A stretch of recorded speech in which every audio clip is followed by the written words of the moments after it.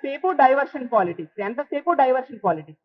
ఈ ఇష్యూలో తీసుకుంటే మాట్లాడిన జర్నలిస్ట్ అనే వ్యక్తి అతను వ్యాఖ్యలు వెనక్కి తీసుకోవడం జరిగింది, అలాగే క్షమించమని అడగడం జరిగింది, అలాగే సాక్షి టీవీ కూడా దీని మీద ఖండన రిలీజ్ చేయడం జరిగింది. అయినా కూడా దీన్ని ఎందుకు పెద్ద చేస్తున్నారు? మీ బాధ్యతలు సక్రమంగా నిర్వర్తించడం మీద దృష్టి పెట్టండి. అసలు విలువల గురించి మాట్లాడుతున్నారు. ఎన్నికల టైంలో, ఎన్నికల ముందు, ఎన్నికల తర్వాత మీరు మాట్లాడిన మాటలు, మీరు మహిళల్ని కించపరుస్తూ మాట్లాడిన మాటలు అందరూ విన్నాం. మరి దానికి మీరు క్షమాపణ చెప్పాలి కదా. ముందు ఆ వ్యాఖ్యలకి క్షమాపణ చెప్పి అప్పుడు మాట్లాడండి. మీరు మా విజయమ్మ గారి మీద, అలాగే మా భారతమ్మ గారి మీద మీరు ఎంత ఘోరంగా మాట్లాడారనేది ఈ రాష్ట్ర ప్రజలందరూ కూడా విన్నారు. ఆ మాటలకి క్షమాపణ చెప్పి ముందు అప్పుడు మీరు మాట్లాడండి. అలాగే తీసుకుంటే అడుగడుగునా కూడా ఈరోజు తీసుకుంటే రాష్ట్రంలో భద్రత గాలికి వదిలేశారు. ఒక చేతకాని హోమ్ మినిస్టర్గా మీరున్నారు. ఈరోజు మద్యం ఏరులై పారుతూ ఉండే పరిస్థితి. బెల్ షాప్స్ విచ్చలవిడిగా కనిపిస్తూ ఉన్నాయి. 60-70 వేల బెల్ షాప్స్ ఈ రాష్ట్రంలో కూటమి ప్రభుత్వం అధికారంలోకి వచ్చాక ఏర్పడిన పరిస్థితి మనందరం చూసాం. మరి ఆ బెల్ షాప్స్ ని కంట్రోల్ చేయండి. మీరు ఏం చెప్పారమ్మా హోమ్ మినిస్టర్ అయిన వెంటనే? మా కూటమి ప్రభుత్వం అధికారంలోకి వచ్చింది, మహిళలందరూ ప్రశాంతంగా నిద్రపోండి అన్నారు. ఎక్కడ నిద్రపోతున్నారమ్మా? ముక్కు పచ్చలారని 6 నెలల చిన్నారుల నుంచి 60 ఏళ్ళ వృద్ధులకు కూడా అత్యాచారాలు గురవుతూ ఉండే పరిస్థితి. మహిళలు ఇంట్లో ఉన్న రక్షణ లేదు, బయటికి వెళ్ళినా రక్షణ లేదు, స్కూల్కి వెళ్ళినా రక్షణ లేదు, కాలేజ్కి వెళ్ళినా రక్షణ లేదు, పని ప్రదేశాల్లో కూడా వాళ్ళకి రక్షణ లేని పరిస్థితి. అంటే రక్షణ కల్పించలేని చేతకాని ప్రభుత్వం ఇప్పుడు నడుస్తూ ఉంది. దాని మీద దృష్టి పెట్టండి, ఇలాంటి డైవర్షన్ పాలిటిక్స్ మీద కాదు. మీరు ఇచ్చిన హామీలు ఎక్కడ నెరవేరుస్తూ ఉన్నారు?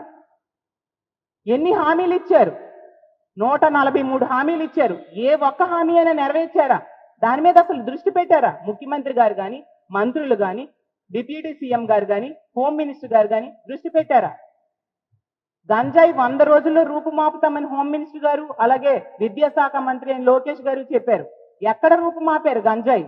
వెచ్చలు విడిగా దొరుకుతుంది. హోమ్ మినిస్టర్ గారు సొంత జిల్లా అయిన ఉమ్మడి విశాఖపట్నం జిల్లాలోనే గంజాయి ప్రొడక్షన్ జరుగుతూ ఉండే పరిస్థితి మనం చూస్తూ ఉన్నాం. హోమ్ మినిస్టర్ గారి సొంత నియోజకవర్గం ద్వారా ఆ నియోజకవర్గం మీదుగా గంజాయి రవాణా జరుగుతూ ఉండే పరిస్థితి మనం వింటూ ఉన్నాం. ఎంత దారుణమైన పరిస్థితులు నెలకొని ఉన్నాయి. డ్రగ్స్ ఈరోజు డోర్ డెలివరీ జరుగుతూ ఉండే పరిస్థితి రాష్ట్రంలో ఉంది. అంత దారుణంగా మద్యం, గంజాయి, డ్రగ్స్ విచ్చలవిడిగా దొరుకుతూ ఉంటే మీరు ఎందుకు స్పందించట్లేదు? వాటన్నిటి మీద వదిలేసి ఇలా ప్రెస్ మీట్స్ పెట్టడం, స్టేట్మెంట్స్ ఇవ్వడం, ప్రతిపక్ష నాయకుడైన జగన్మోహన్ రెడ్డి గారిని, అతని కుటుంబ సభ్యుల్ని దుమ్మెత్తిపోయడం, ఇదేనా మీకు ఇచ్చిన బాధ్యత? మీరు చేయాల్సిన విధులు ఇవా? హోమ్ మినిస్టర్ గారు కేసులు పెడతారా? మీకు అలవాటే కదా ప్రతిపక్ష నాయకుల మీద అక్రమ కేసులు పెట్టి అరెస్టులు చేయడం మీకు అలవాటే కదా. అంతకంటే మీరు ఏం చేయగలరు? మీ విధులు ఎక్కడ సక్రమంగా నిర్వర్తిస్తూ ఉన్నారు? అసలు మహిళలను గౌరవించడంలో, మహిళల సాధికారతకు పెద్దపీట వేయడంలో మా జగన్మోహన్ రెడ్డి గారు ఎప్పుడూ ముందుంటారు.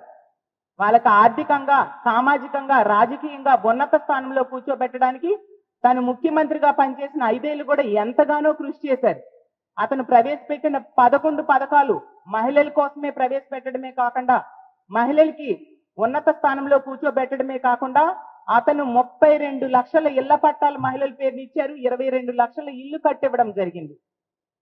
అంత చక్కగా మహిళా సాధికారత కోసం కృషి చేశారు.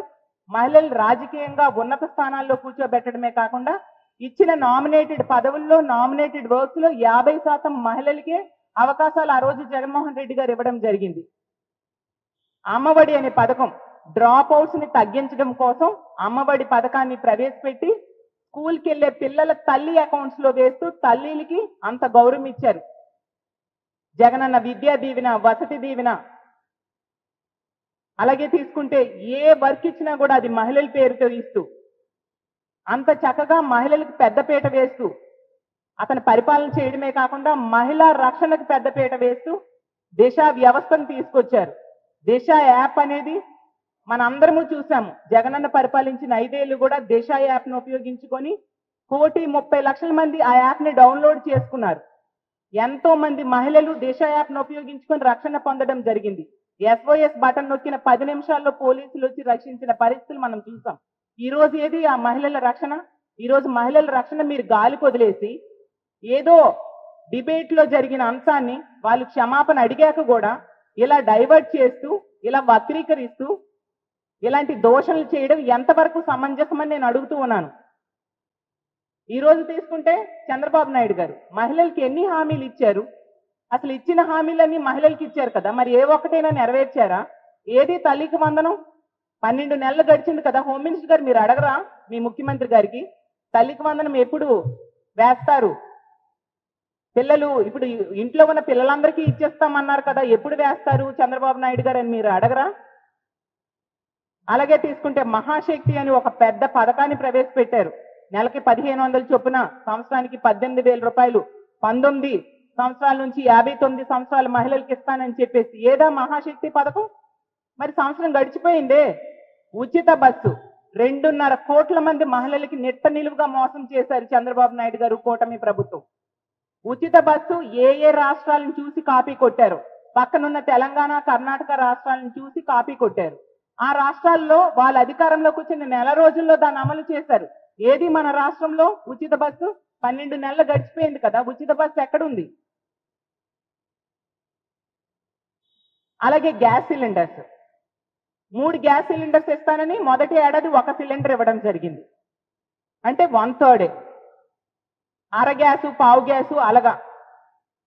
అలాగే 20 లక్షల ఉద్యోగాలు ఇస్తానన్నారు. అంటే సంవత్సరానికి 4 లక్షల ఉద్యోగాలు ఇవ్వాలి. 4 లక్షలు కాదు కదా, 4 ఉద్యోగాలు కూడా ఇవ్వలేదు. జగనన్న ఇచ్చిన ఉద్యోగాలు మళ్ళీ పీకేసిన పరిస్థితి. ఎంత దారుణంగా వాలంటీర్ వ్యవస్థని 5,000 నుంచి 10,000 చేస్తానని చెప్పి నమ్మబలికి ఓట్లు వేయించుకొని ఈరోజు వాలంటీర్ వ్యవస్థే లేకుండా చేసేశారు. ఆ ఉద్యోగాలను తీసేయడం జరిగింది. అలాగే రేషన్ వెహికల్స్ లో పనిచేసే వ్యక్తులు ఉద్యోగాలు లేకుండా చేశారు. అలాగే గవర్నమెంట్ మద్యం షాప్స్ లో పనిచేసే ఉద్యోగస్తులకి ఉద్యోగాలు లేకుండా చేయడం జరిగింది. ఈ విధంగా ఇన్ని ఉద్యోగాలు 50,000 అవుట్ సోర్సింగ్ ఉద్యోగాలను తీసేయడం జరిగింది. ఇన్ని ఉద్యోగాలు తీసేశారు, ఒక్కటి కూడా కొత్తది ఇవ్వకుండా. వీటన్నిటి మీద మీ చంద్రబాబు నాయుడు గారిని ప్రశ్నించండి అమ్మా. హామీలు ఒక్కటి నెరవేర్చలేదు సరికదా, ఎంత దారుణంగా ప్రజల్ని మభ్యపెట్టి మోసం చేశారు. ఇప్పుడు డైవర్షన్ పాలిటిక్స్ చేస్తూ లేని విషయాన్ని ఉన్నట్టుగా ఆపాదిస్తూ జగన్ గారిని, అతని కుటుంబ సభ్యుల్ని, మా వైఎస్ఆర్ కాంగ్రెస్ పార్టీని ఈ విధంగా కామెంట్స్ చేయడం ఎంతవరకు సమంజసం? నిజం చెప్పాలంటే అమరావతి ఏరియా గురించి మీరు మాట్లాడుతూ ఉన్నారు. ఆ ఏరియాలో 50,000 ఇళ్ల పట్టాలు బీసీ, ఎస్సీ, ఎస్టీ మహిళల పేరున జగనన్న ఇవ్వడం జరిగింది. మీరు వచ్చాక అవి లేకుండా చేసేసరే. మీకేం గౌరవం ఉంది మహిళల మీద? 5,000 రూపాయలు శాంక్షన్ ఇవ్వడం జరిగింది జగనన్న. జగనన్న ఆ ప్రాంత ప్రజలకి అంతగా ఇంపార్టెన్స్ ఇచ్చారు. మహిళలంటే అత్యంత గౌరవించే వ్యక్తి మా జగన్మోహన్ రెడ్డి గారు. మహిళల మీద గౌరవం అంటే ట్విట్టర్లో పోస్టులు పెట్టేసి స్టేట్మెంట్స్ ఇచ్చేస్తే కాదు, అది చేతల్లో చూపించాలి. మరి మీ చంద్రబాబు నాయుడు గారైనా మీ కూటమి ప్రభుత్వమైనా చేతల్లో మహిళలకి ఏమి చేస్తూ ఉంది? ఒకవైపు ఇచ్చిన హామీలు అమలు చేయలేదు, ఇంకోవైపు రక్షణ గాలికి వదిలేశారు. ఈరోజు ఆడపిల్లల పరిస్థితి ఆంధ్రప్రదేశ్ రాష్ట్రంలో అత్యంత దారుణంగా ఉంది. ఈ మద్యం, గంజాయి, డ్రగ్స్ కి బానిస అయిపోయి ఒక మృగాల్లా ప్రవర్తిస్తూ ఉండే పరిస్థితి. దారుణంగా అత్యాచారాలు చేస్తున్నారు, హత్యలు చేస్తూ ఉన్నారు. అసలు మన ప్రజాస్వామ్య రాజ్యంలో ఉన్నామా లేదా ఆటవిక రాజ్యంలో ఉన్నామా తెలియని పరిస్థితుల్లో ఈరోజు ఆంధ్రప్రదేశ్ రాష్ట్రంలో మహిళలు ఉన్నారు. అంత దారుణంగా చిన్న పిల్ల లేదు, పెద్దోళ్ళు లేదు, ఆడది కనిపిస్తే చాలు ఈ కూటమి ప్రభుత్వం అధికారం వచ్చాక అత్యాచారానికో హత్యకో గురవుతున్నారు. ఈ రోజు తీసుకుంటే అసెంబ్లీ సాక్షిగా మీరే చెప్పారు, రోజుకి 70-80 కేసులు మహిళలపై అఘాయిత్యాలు నమోదవుతున్నాయని. అంటే గంటకి 3-4 కేసులు నమోదవుతున్నాయి. మరి మీరు వాటన్నిటి మీద స్పందించండి అమ్మా. అది మానేసి విలువల గురించి మాట్లాడే అర్హత మీకు ఎక్కడుంది? మీ బాధ్యతల మీద మీరు ముందు దృష్టి పెట్టాల్సిందిగా కోరుతున్నాను. అసలు లా అండ్ ఆర్డర్ కంట్రోల్ చేయడంలో మీ ట్రాక్ రికార్డ్ అత్యంత దారుణంగా ఉంది. కొద్ది రోజుల క్రితం చంద్రబాబు నాయుడు గారు చేసిన సర్వేలోనే మీ హోమ్ డిపార్ట్మెంట్ 18వ స్థానం, 20 స్థానాల్లో 18వ స్థానంకి వచ్చింది. అంటే ఎంత దారుణంగా మీరు పాలనలో వైఫల్యం చెందారు అనేది అర్థమవుతుంది. సాక్షాత్తు మీ డిప్యూటీ సీఎం గారే చెప్పారు, హోమ్ మినిస్టర్ గా మీరు వైఫల్యం చెందారు అని చెప్పేసి. ఇన్ని సంఘటనలు జరుగుతుంటే అసలు సత్యసాయి జిల్లాలో మొన్ననే జరిగింది కదా, 14 సంవత్సరాల బాలిక, 9వ తరగతి బాలికని తండ్రి చనిపోయాడు. మీ కార్యకర్తలు 14 మంది ఈ విధంగా చేయడం జరిగింది కదా, ఎందుకు వాళ్ళని అరెస్ట్ చేయట్లేదు?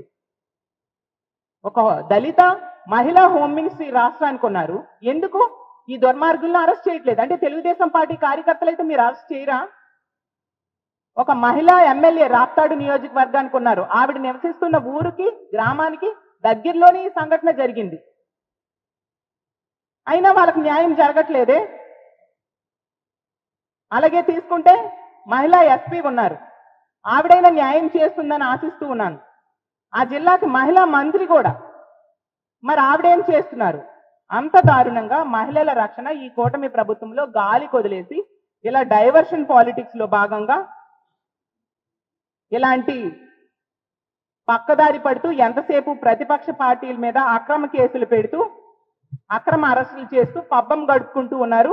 ఫైనల్ గా హోమ్ మినిస్టర్ గారికి మేము చెప్పేది ఒకటే,